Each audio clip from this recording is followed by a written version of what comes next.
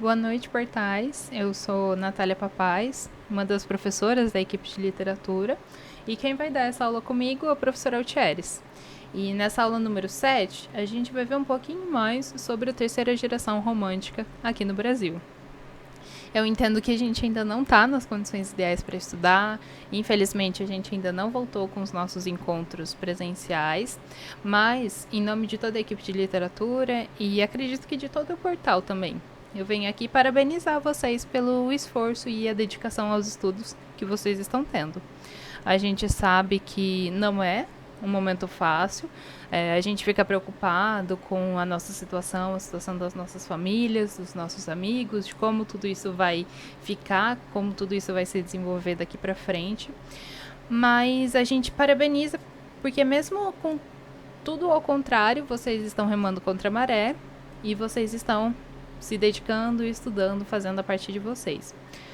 A gente, além de parabenizar, também pede que vocês continuem com esse esforço, com esse foco que vocês estão, porque isso vai ser muito bom para vocês. Mesmo que, enfim, o Enem não aconteça esse ano, uma hora ou outra ele vai vir. E quanto mais vocês estiverem preparados, melhor para vocês vai ser lá na frente. E mesmo que vocês não tenham o desempenho que vocês gostariam de ter, ou que vocês, enfim, não tenham todas as ferramentas e os equipamentos que vocês achem necessários, continuem estudando, fazendo o que vocês podem, porque isso já vai ser muito bom para vocês, tá certo? E no mais, eu, como toda a equipe de literatura também, estamos dispostos a tirar dúvidas com vocês, conversar, chorar, dar risada, qualquer coisa. A gente tá aqui por vocês e para vocês, tá bom? São vocês que nos motivam a também, apesar dos pesares, continuar aqui dando aula, tirando dúvida, elaborando ficha, etc e tal. Mas agora, com esses recados iniciais, a gente pode começar a nossa aula. Iniciando então a nossa aula, eu começo pelo contexto histórico, porque eu acho que essa é uma estratégia interessante, que ajuda vocês a localizarem de uma maneira mais fácil a obra em determinado contexto ou em determinada escola literária. Só que com isso, é importante deixar um aviso, que eu também deixei lá na aula de arcadismo, que eu dei junto com o Altieres, de que a gente não pode achar que uma obra literária ela é fruto, que ela é um reflexo do seu tempo. Porque se a gente fizer isso, a gente vai passar a querer encontrar traços de realidade na literatura, sendo que não obrigatoriamente existe. A gente entende que é importante, que o contexto histórico diz muito sobre o que o autor pensa e sobre o que o autor escreve, mas não necessariamente vai ser o único critério para que uma obra seja escrita. E além disso também, se a gente achar que a obra é um puro reflexo da sua época, a gente vai matar as possibilidades da literatura de escrever o que a gente também não conhece, sobre o que a gente também não sabe. Então, a imaginação, como vocês sabem, é um aspecto muito importante e muito caro à literatura. Mas, começando então a nossa aula, a gente localiza temporalmente a terceira geração romântica entre os anos de 1870 e 1890. E além de ser chamada de terceira geração, essa fase do romantismo também é conhecido como geração condoreira ou geração hugoana. A gente chama de geração condoreira porque tem o condor como ave símbolo. O condor, ele é uma ave que habita a Cordilheira dos Andes, que é uma... Isso, aspectos geográficos vocês verão com a equipe de geografia.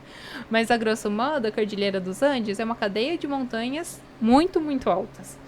E, exatamente para fazer e para chegar nos seus ninhos, o condor ele precisava voar muito e voar muito alto.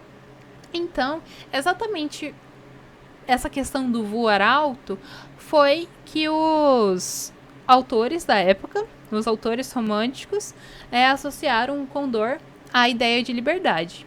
Além disso, eles representam, a liberdade do condor representa a visão que os próprios poetas tinham sobre si mesmos como alguém com anseios muito elevados. Também é conhecido como geração hugoana porque foi uma geração que teve muita influência do Victor Hugo, que foi um autor francês e também um ativista dos direitos humanos. Uma das obras, ou talvez a obra mais conhecida do Victor Hugo, é Os Miseráveis. Esse livro ele vai narrar a história de Jean Valjean num período de muitos conflitos da França, que está localizada no final da Batalha de Waterloo, em 1815, e os motins que aconteceram na França em junho de 1832. E durante a sua obra, além de ter outros personagens, né, além do Jean, como a Cosette, e outros personagens, como os guardas, por exemplo, o grande objetivo do Victor Hugo, ao escrever Os Miseráveis, foi fazer um panorama socioeconômico da população mais pobre. Em específico, como que eles sofriam, como que era a realidade daquelas pessoas em um contexto de muitos conflitos armados. E eu vou fazer uma rápida linha do tempo aqui para vocês, só para vocês entenderem como a história foi se desenvolvendo até chegar na terceira geração. Bom, na primeira fase romântica, lá na Europa, a gente estava passando pela Revolução Francesa e pela Revolução Industrial.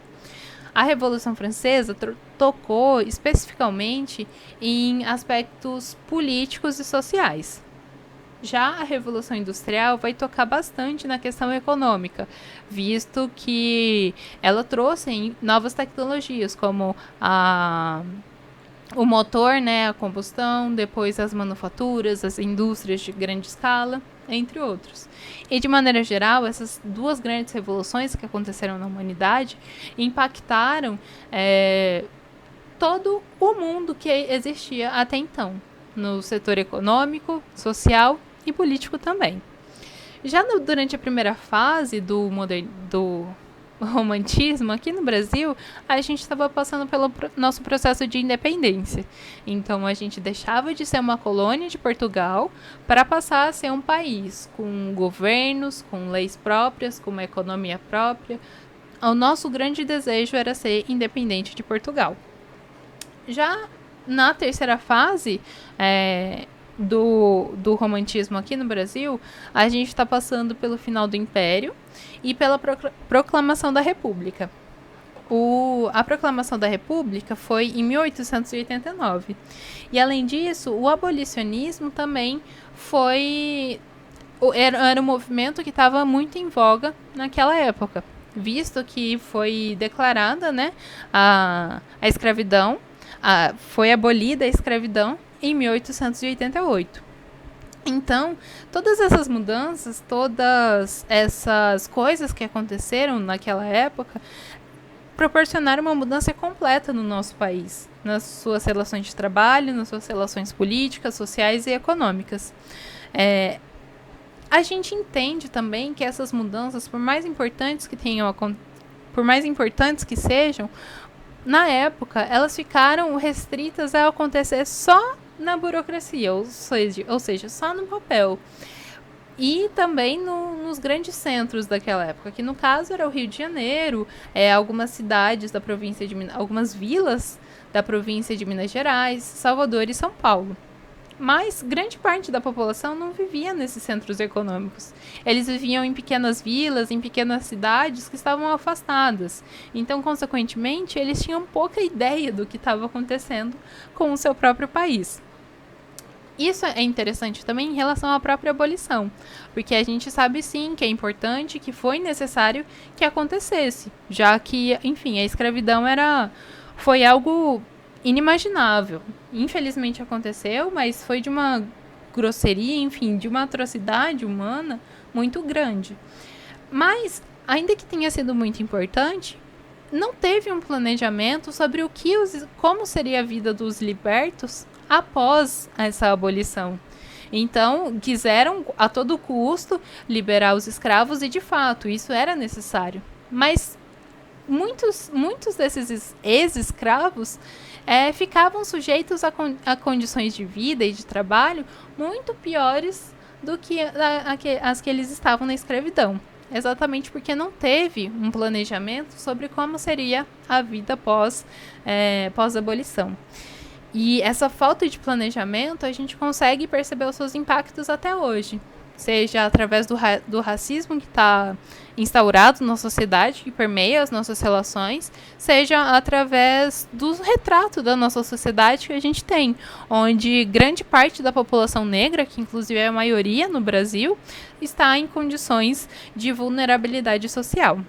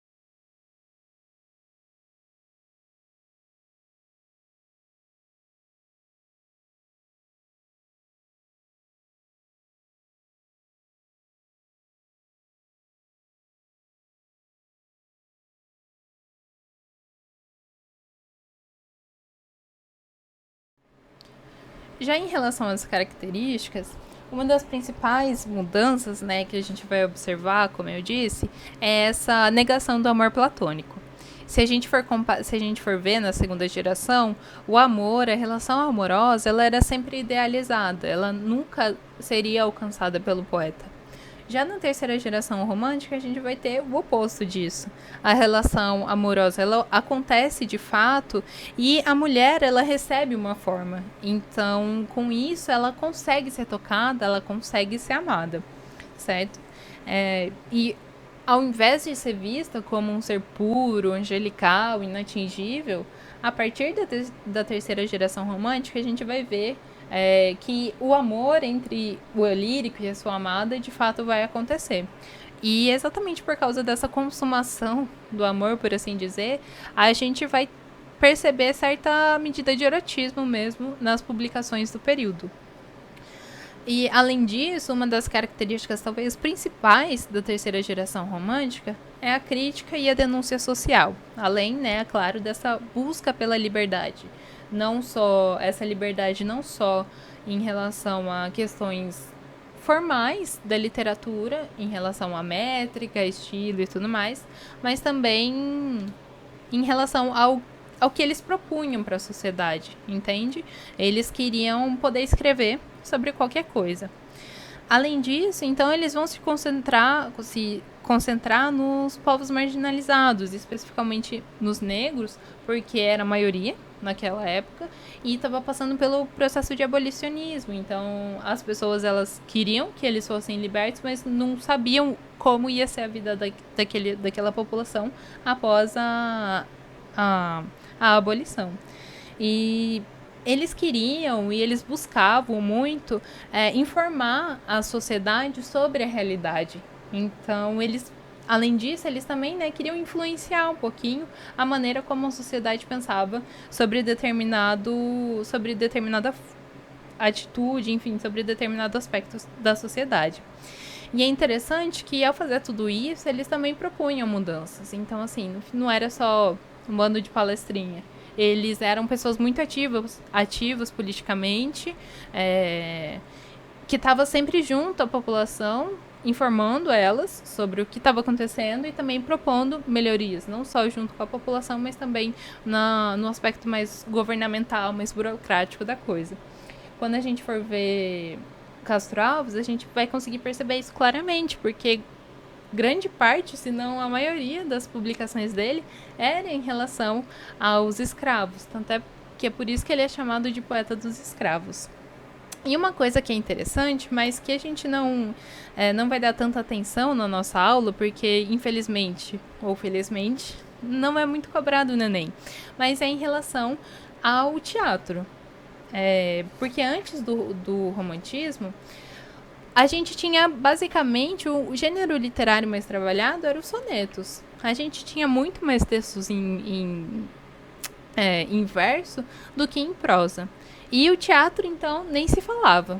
Mas exatamente por essa questão de crítica e de denúncia social, o teatro ele vai surgir como um gênero muito popular e muito utilizado pelos autores da época.